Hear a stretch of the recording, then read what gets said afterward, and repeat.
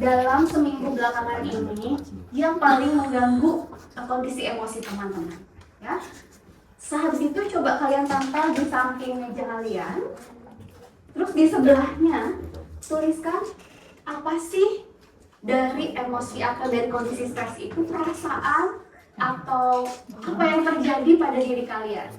Boleh fisik, boleh rasa, di sini juga. boleh pikiran, apapun di sebelahnya taruh post-it lain, jadi berdampingan. Jadi perasaan. Rays of the sun she shine right from the start.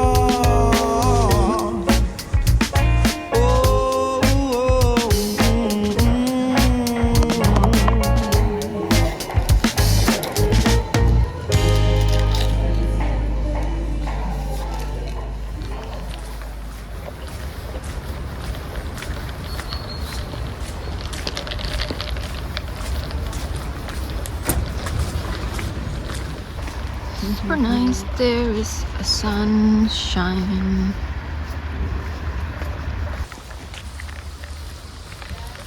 But it may change any seconds now. Literally bisa hujan tiba-tiba. Set.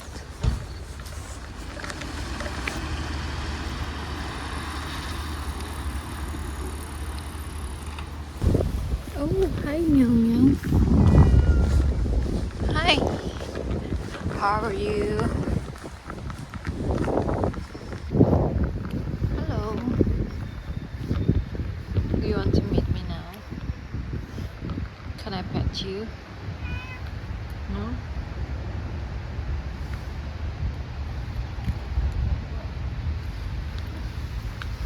Oh, thank you.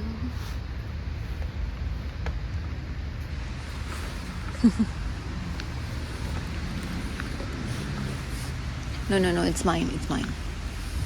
That's my matcha. Okay. Can we get selfie? Can we get a selfie? Well, look at you.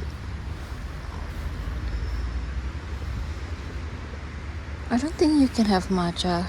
You're a cat.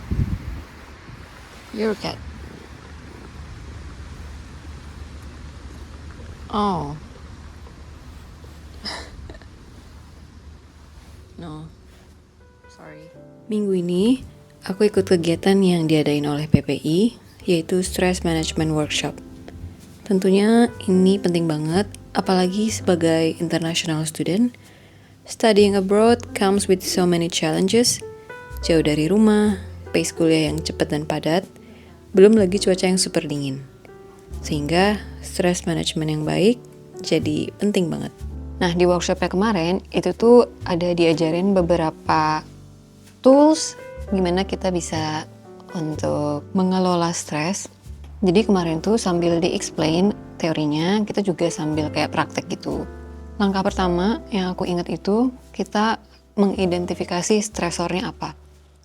Bahwa emosi itu kalau dipendam terus nanti lama-lama dia numpuk, terus nanti lama-lama dia meledak juga ya.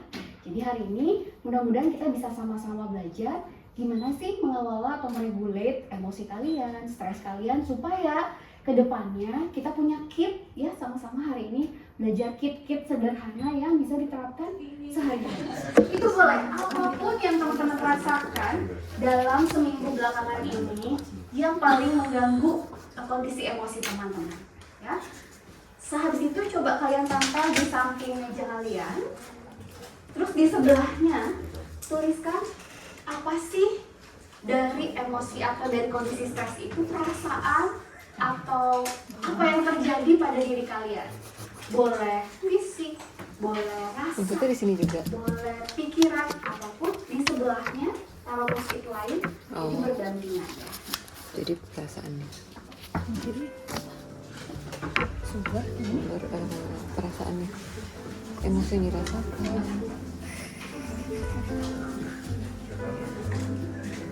Udah malu banget.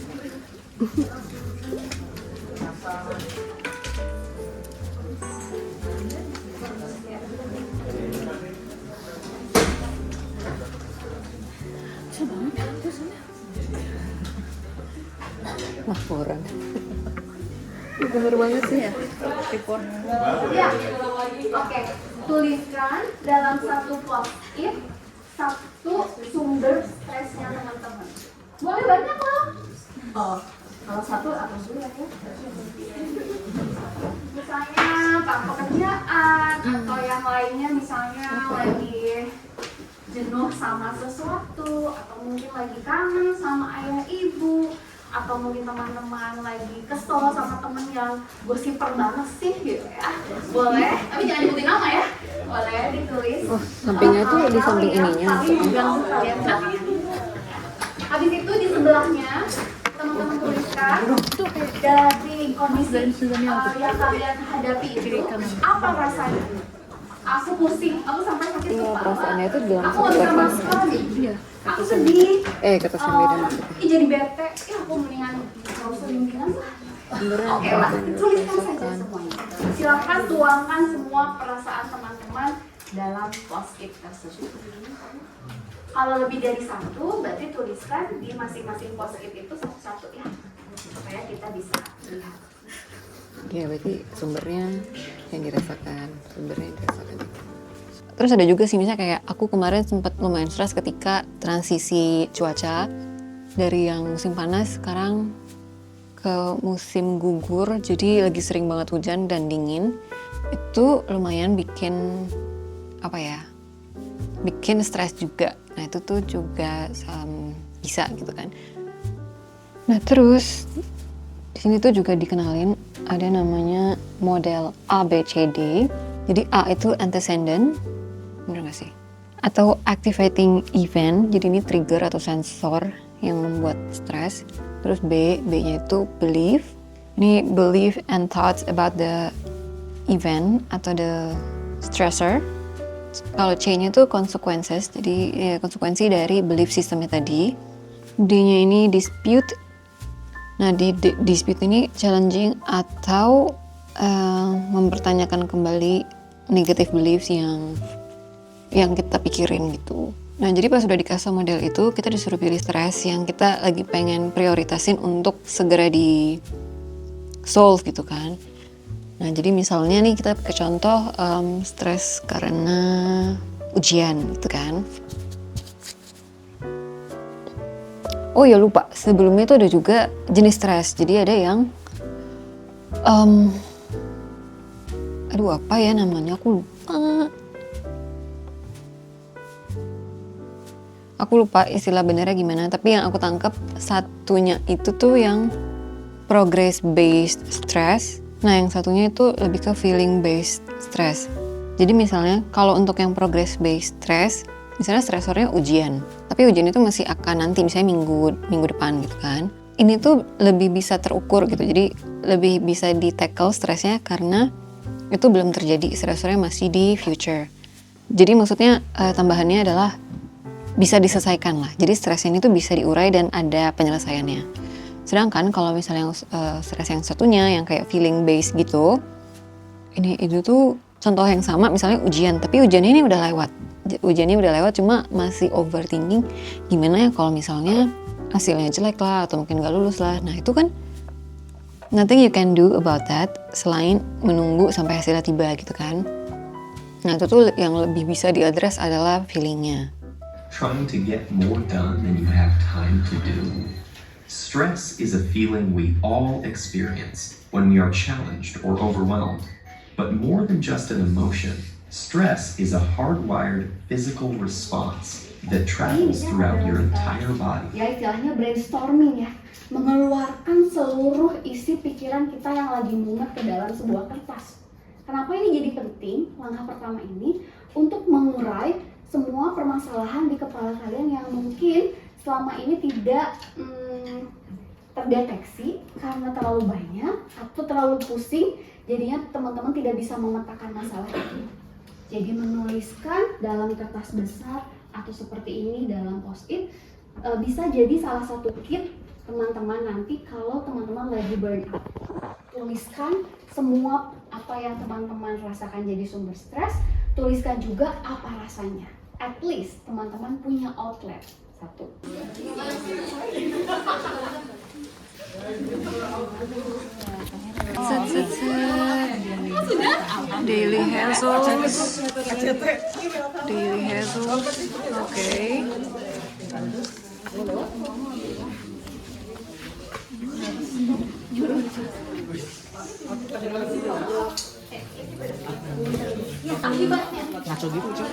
Jil.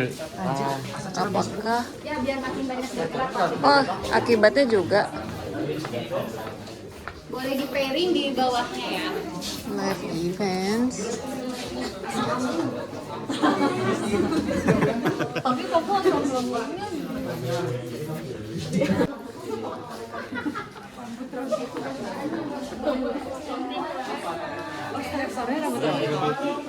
Enggak, dia tadi nggak tahu itu tuh apa. Itu tempat. Akibatnya rambut makin rontok. Ini punyanya kau ya. Ketika teman-teman merekognisi problem. Abis gitu kita identifikasi problemsnya. Identifikasi itu bisa dengan fishbone ya, kalau problems fokus ya. Bisa dengan SWOT gitu ya, kalian cari tahu sebenarnya masalah teman-teman itu sumbernya apa. Kok bisa sih aku sampai stres kayak gini? Misalnya tadi, aduh aku mau ujian nih, aku tegang banget. Aduh gitu, ujian biologi. Berarti yang kalian teman-teman lakukan, apa yang kalian membuat itu stres? Aku belum menguasai chapter 2 dan 3 dari 5 chapter. Oke, tulis dulu chapter 2, chapter 3. Oke, kita punya timeline berapa waktu? Oh, punya waktu 2 minggu lagi. Dalam 2 minggu ini, berapa sumber daya yang mau kita tuangkan untuk ngapalin chapter 2 sama 3? Nah, itu adalah identifikasi problems. Habis itu kita bisa masuk ke solution. Oke, berarti kalau kayak gitu aku punya 2 jam dalam 2 minggu ini dikali 2 hari untuk menguasai chapter 2 dan chapter 3. Karena kita harus bagi juga dengan mata kuliah yang lain kan. Oke, kapan saya mau belajar? Gimana mood yang bisa saya gampang belajar? Aku sih kayaknya lebih gampang kalau sama temen aku. Oke, ajak temenmu diskusi. Aku lebih enak kalau di perpus, yang penting ambience-nya tuh kayak hiruk pikuk. Ada yang seneng gitu? Atau kebalikannya, aku nggak suka yang hiruk pikuk, aku suka yang sangat soft and calm. Itu adalah subjective feeling yang bisa kita kelola, tangible. Nah, kalau yang feeling based, jadi misalnya sebenarnya udah lewat gitu kan, udah lewat eventnya, terus kita masih stres, jadinya, nah di sini tuh ada beberapa cara yang dikasih tahu lagi.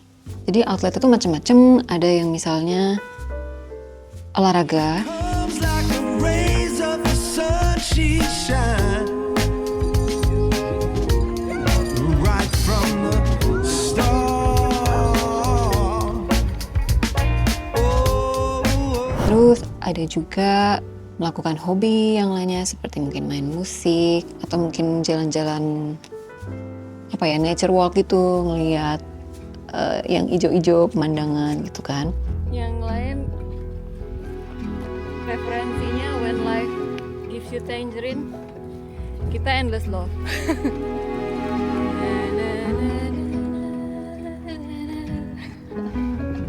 Wow.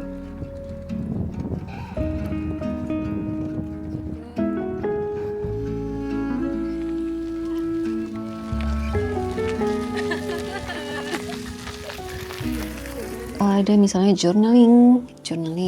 For me personally, journaling really helps. I love writing and it really helps me navigating my life gitu. Dan aku nggak melebih-lebihkan, itu sangat berguna. Terus ada juga dengan melakukan art. Nah ini yang kita lakuin di workshop kemarin, itu menggunakan art sebagai outlet kita untuk release stress. Jadi kemarin kita dikasih kertas gitu, terus disuruh gambar lingkaran. The idea itu adalah kita mengcontain emosi atau stres itu tidak hanya di dalam lingkaran tersebut.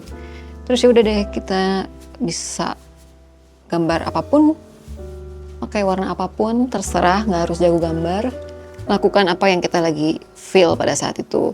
Nah, terus promnya waktu saat kita melakukan gambar-gambar itu, pikirkan emosi dulu, misalnya emosi apa nih gitu kan. Misalnya aku waktu itu emosinya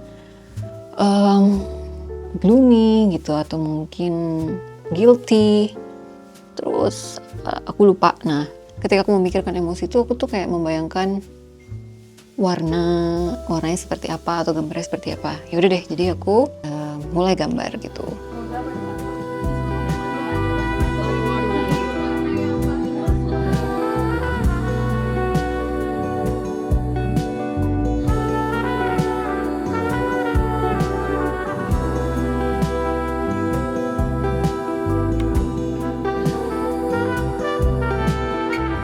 Nah, terus setelah kita gambar, itu tuh kita disuruh tulis lagi, oke nih setelah kamu menggambar, perasaan apa yang muncul. Dan aku nggak tahu, mungkin karena the act of kita, menggambar itu, kita kan fokus, terus mindful gitu kan, kita benar-benar just fokus ke dalam seninya, jadi kita nggak ada distraksi gitu, sehingga hasilnya sih kayak lebih lega pastinya, terus macam-macam sih. Tapi kalau pas aku ingat ditanyain yang peserta lainnya juga mostly ngerasa lebih lega atau lebih enakan gitu. Terus habis itu kita juga kegiatan selanjutnya kita disuruh nulis kayak gratitude journal. Jadi ini tuh kalau menurut aku ya lebih untuk balancing.